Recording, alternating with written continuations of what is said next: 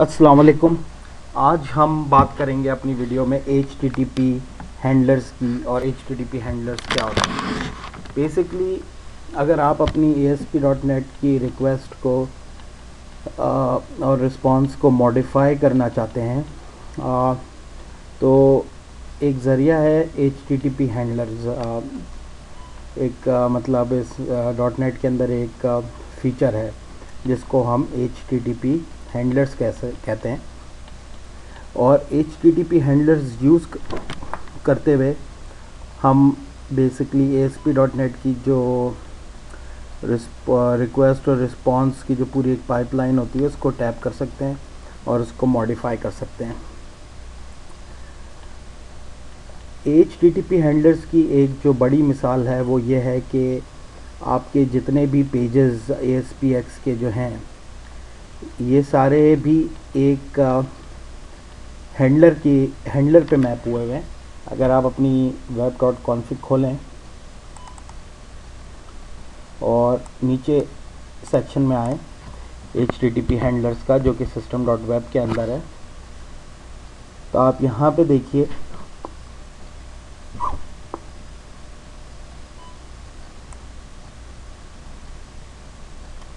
कुछ handlers define हुए हुए हैं।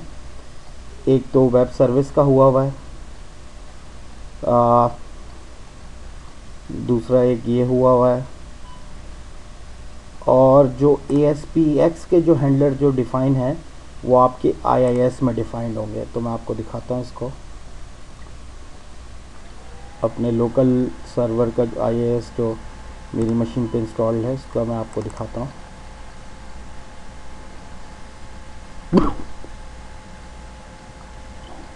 तो हैंडलर मैपिंग्स का जो सेक्शन है इसमें आप देखें अगर, और ASPX एक्सटेंशन को देखें तो जो ASPX एक्सटेंशन है वो मैप हुआ है पेज हैंडलर फैक्ट्री पे। सही है जी। तो पेज हैंडलर फैक्ट्री भी बेसिकली एक HTTP हैंडलर ही है, जो कि जिसको HTTP हैंडलर बेसिकली आप समझ लें क्लास होती है। और इस केस में ये जो ASPX का जो मैं आपको दिखा रहा हूँ, इस केस में पेज हैंडलर फैक्ट्री की जो क्लास है उसको मालूम है कि ASPX पेज के साथ करना क्या है, किस तरह से इसको रेंडर करना है। इसी तरीके से जितने भी अब इसको मैं आपको इसका जो समझने का तरीका वो ये है कि IIS के अंदर ये सारे एक्सटेंशंस मैप हुए हैं। सही है। अब जब IIS को कोई रिक्वेस्ट आएगी जो कि एंड होती होगी ASPX में, जिसका एक्सटेंशन होगा .ASPX, तो वो रिक्वेस्ट IIS जो है इस हैंडलर को ट्रांसफ़र करेगा पेज हैंडलर फैक्ट्री को। इसी तरीके से अगर तो कोई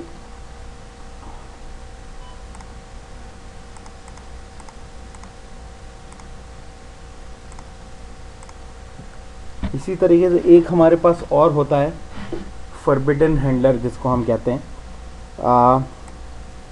मैं आपको दिखाता हूँ उसकी डेफिनेशन, अभी यहाँ पे दिख नहीं रही।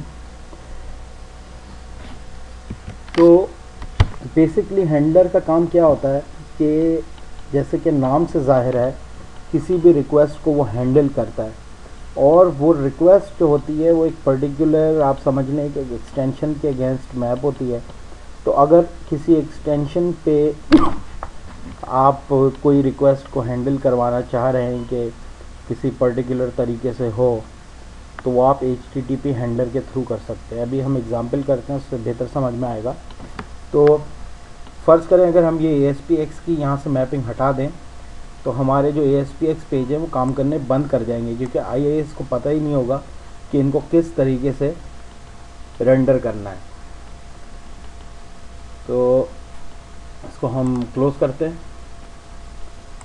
अच्छा जी, तो आइए हम एक एग्ज़ाम्पल करके देखते हैं।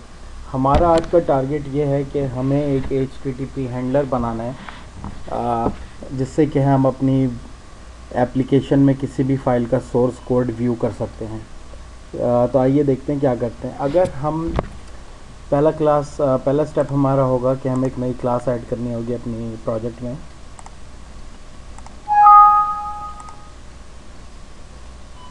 इसको हम बिल्ड कर लेते हैं ताकि इंटेलिजेंस हमारे पास आ जाए। अब ये जो क्लास बनाई है, क्योंकि हम HTTP हैंडलर बनाने जा रहे हैं, HTTP हैंडलर अगर हमें बनाना है तो हमारी क्लास को इम्प्लीमेंट करना होगा। एक इंटरफेस होता है IHTTP हैंडलर का, हम उसको इम्प्लीमेंट करेंगे और उसमें दो मेथड्स होते हैं, एक प्रोसेस रिक्वेस्ट का और एक इज रियूजेबल की प्रॉपर्टी होती है। अच्छा, अब क्या होगा, फ़र्ज़ करें अब इस प्रोसेस रिक्वेस्ट के अंदर आप अपने, जैसे कि नाम से ज़ाहिर है, जो भी रिक्वेस्ट आएगी इस हैंडलर को, इस मेथड की बॉडी में जो भी कोड लिखा होगा वो एग्जीक्यूट हो जाएगा। इसको आप इस तरह से देखिए, जो भी रिक्वेस्ट आएगी इस हैंडलर पे, तो जो कोड एग्जीक्यूट होगा वो होगा जो प्रोसेस रिक्वेस्ट के अंदर लिखा होगा। और